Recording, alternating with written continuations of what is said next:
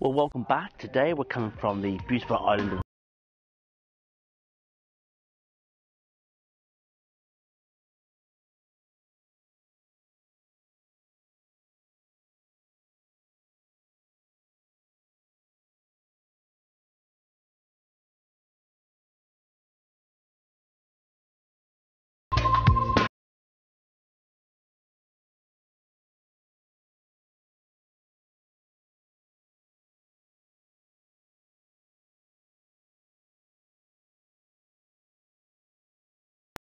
critique quite a lot of images, not only on my own site on the forum, but on other forums.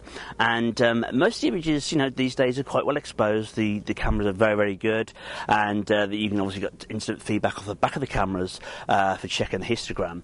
But where they tend to fall off a lot of the time is poor composition, and it's no good having a perfectly well exposed, dull picture. You need to make sure that your composition's good and you've got good image placement and so forth. Now, it's quite a big subject, so I'm going to produce a series of videos on this over the next month or so. But first, we're going to go down here on this walkway. We've got this beautiful coastal path below me. The sun's just coming up, so we should get some nice textures on the rocks. So we're going to shoot it with two different types of lenses, and we're going to then compare later on in the video, compare the characteristics of those, and I'm going to give you a few other tips as well to watch out for. So that's what we're going to do, and we'll get cracking.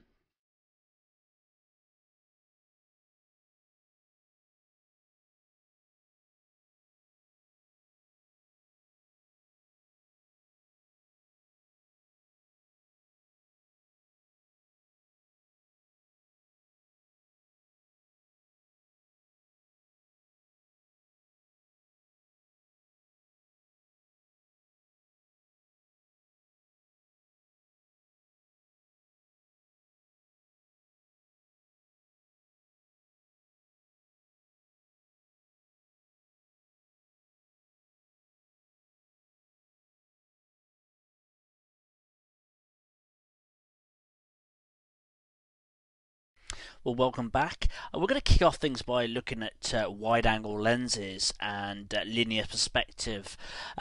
Here's three images I shot from our morning shoot out in lovely sunny Mallorca, and I want you to pay attention especially to the railing here and the distortion that we've got. Now, I shot this on a 28mm lens on a full-frame Canon 1DS Mark II.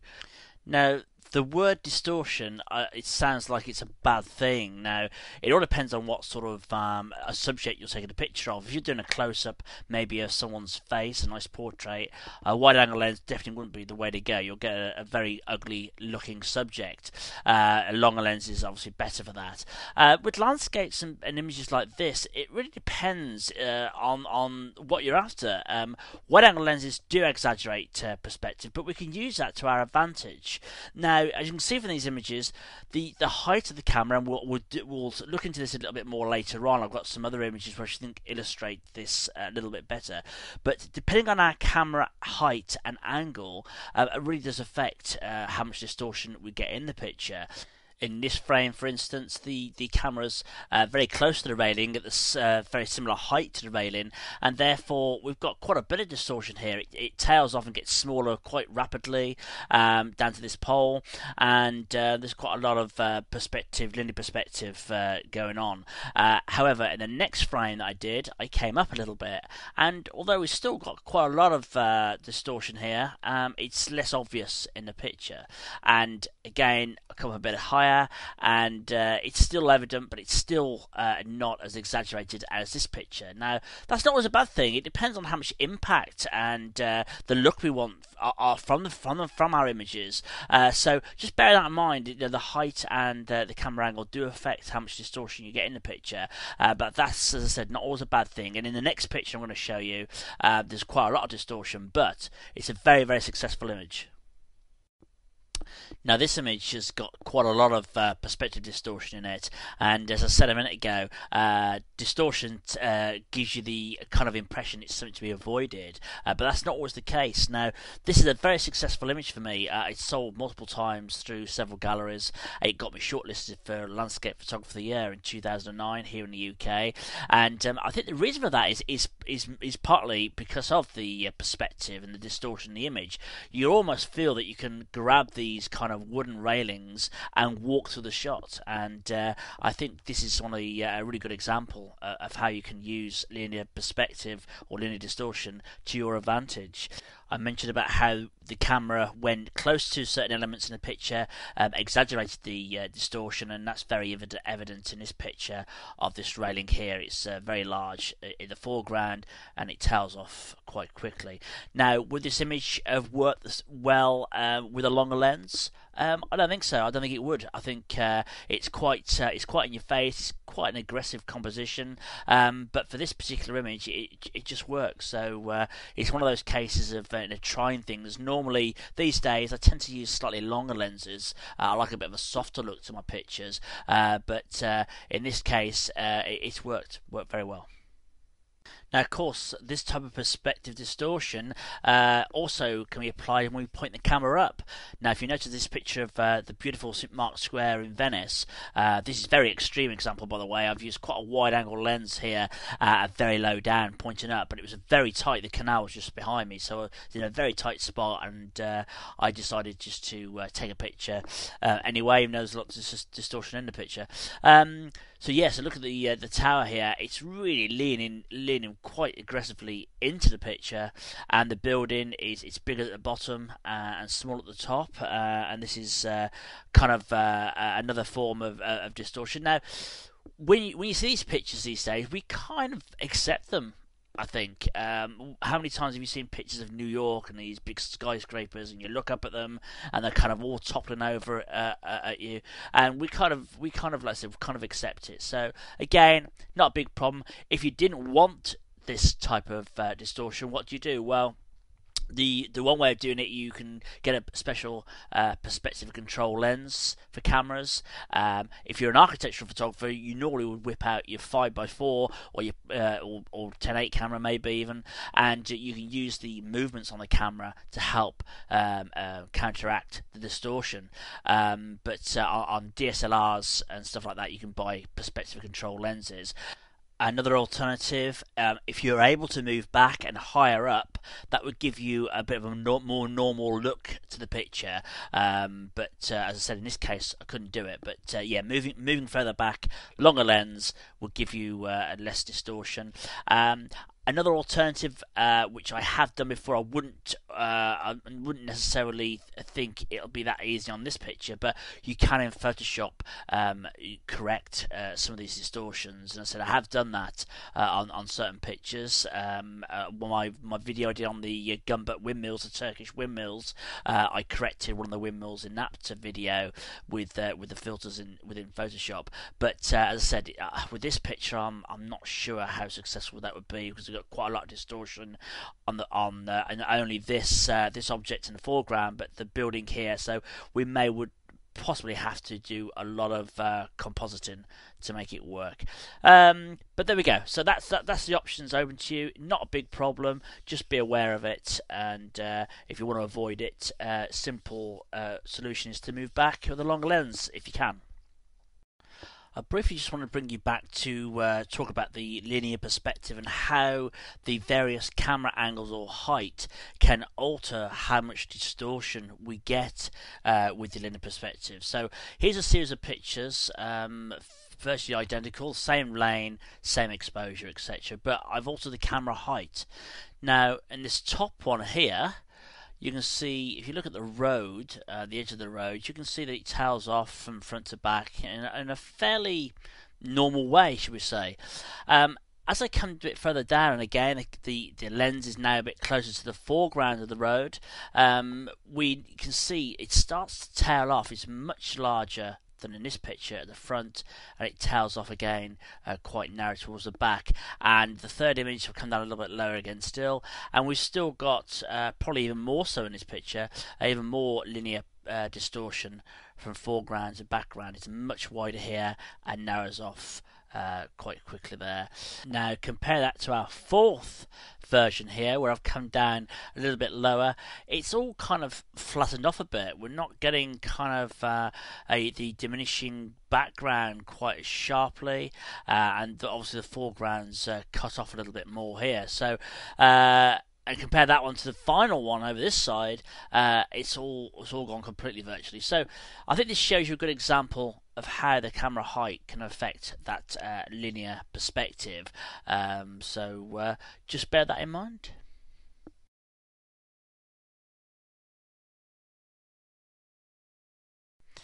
Now we're going to move on now to a thing called diminishing perspective. Now this is where objects appear smaller as they progress into our image.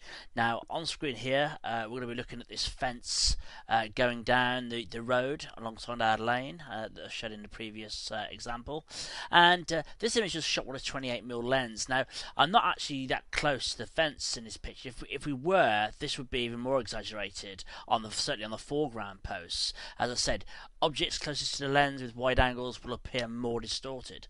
So let's look at the second picture. The second picture I did was shot with a 70mm lens. Now, when I change over here, I want you to keep an eye on these posts. I want you to keep an eye on the gaps in between the posts. I also want you to note how in this image the foreground posts appear bigger, and they seem to get smaller and smaller and smaller, giving depth to the picture. So here's our next image.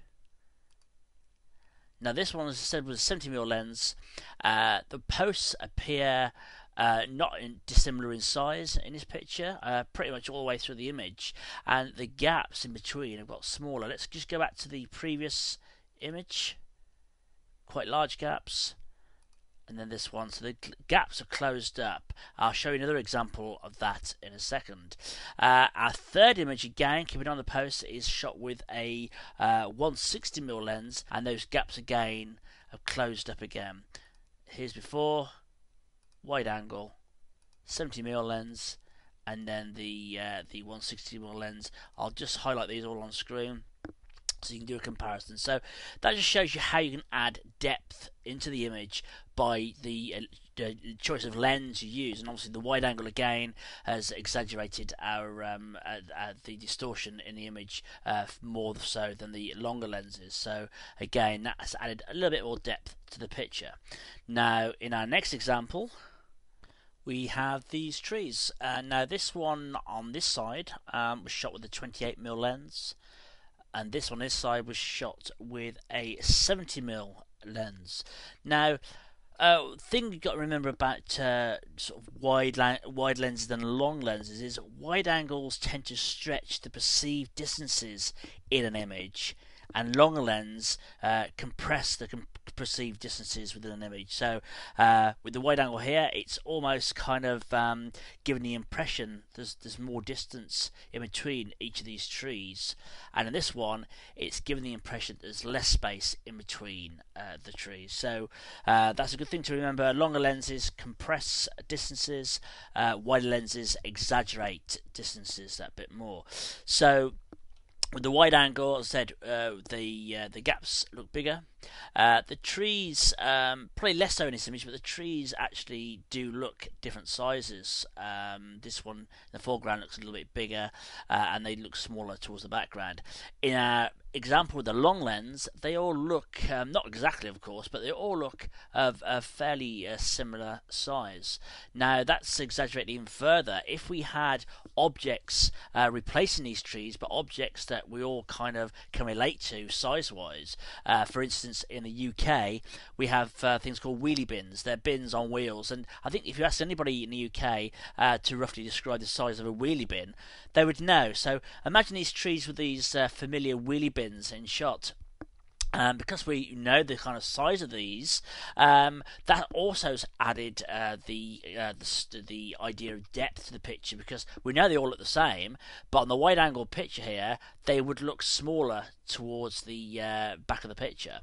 So that would also give us the impression of depth in a picture. So just bear that in mind too. Now we're going to pop back to sunnier climates, back to Mallorca, and this image, this snapshot I did to further illustrate these lens features. I want you to this time look, you can keep an eye on the fence here, but mainly look at the background. This image here was shot on a 70mm lens. Now keep an eye on the backdrop and see what happens when I change to a 94mm lens. Okay, just do that again, that's before. 70mm, 94mm. You'll probably notice things are squashing up, and as I said, the longer lenses you use, the more everything gets compressed. So that's really now bringing in these far cliffs and the background over here. The next one is 135mm, and you can see again that's even brought everything further forward again. So there's another example. The longer the lens, the more compression you get. So 70mm. 94, and then finally 135. I'll bring all these up on screen so you can see the progression there. Everything is starting to get squashed together. It's compressing the planes, and that's very helpful if you wanted to bring far distances further forward in the shot. Obviously longer lenses are very beneficial in doing that. Obviously if you're doing that, you probably need to be able to sort of move further back, and sometimes that's not possible, but again, just bear that in mind when you're taking your pictures.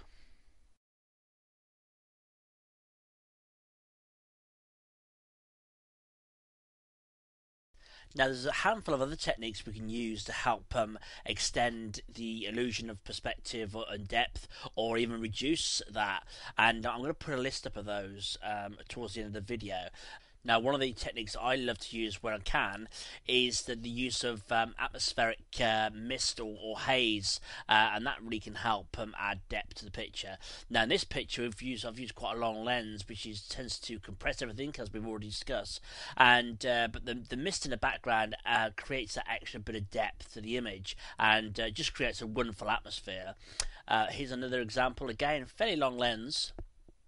But again, the depth is accentuated by the inclusion of mist. If the mist wasn't there, this would be a fairly flat subject. But as you can see, with the mist, it's added that extra dimension. Again, a little bit wider lens, more of a standard lens this time. And again, that mist in the background has just given us that extra bit of depth again. And finally, a wide angle with some nice perspective distortion going on through here, through the path, and in the background that mist yet again, just adding that extra depth. Before we finish up, I thought it'd be nice to go back to our original images on location in Mallorca. Now, as I said, this location was a bit restrictive because we're on quite a narrow walkway alongside the cliffs, and what I wanted to get from this image was to show obviously the ocean and the cliffs, and also bring the background here, bring it in a little bit. I didn't want it too far. If I used a wide angle, very wide angle, as we've pointed out earlier, we would have lost perhaps some of these cliffs. Now, my option here was I couldn't really move back with a longer lens, and also that would have given me quite a narrow point of view, whereas I wanted to show the ocean here. So what I did was to move the camera, and I got a focal length of about 37mm, which is still fairly wide, but it enabled me just to not lose these cliffs in the distance here, and to give me that extra width that I still needed. So I got a fair bit of width, but I still wanted a bit more to get a bit more of this horizon and this sea. And I basically shot a frame for the left hand side here, and then I shot another frame for the right hand side, and we did a panoramic stitch to combine the two images. And what that means is I was still getting the width and the expanse of sea and cliffs that I wanted, the point of view, but I'm not using a ultra wide or a wide angle lens that's going to give me a perhaps too much distortion on the foreground, and also I'm not going to lose these cliffs in the background. So we've really got best of both worlds. We've still got a nice bit of perspective on the railings here that takes us our eye through the frame, and it obviously diminishes, so that gives us plenty of depth. And on top of that, what I've done is slightly lighten the background here on the horizon. You'll see in a second when I show the finished picture, this is kind of semi-finished at this stage, and you'll see how that really helps add that extra depth. It's just like the having the mist and fog in the previous images, how that helped add depth. Also, lightning can have the same effect. So it's not all about using wide-angle lenses or long lenses. Sometimes there's other little tips and tricks we can use to help add depth or even take it away in our images.